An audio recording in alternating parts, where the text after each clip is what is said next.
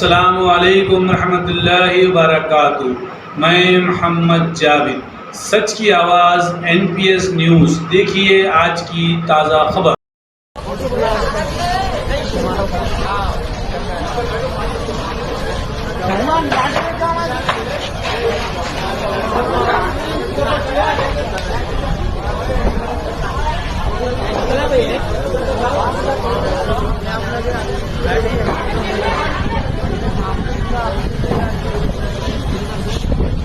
दूर मोरे ना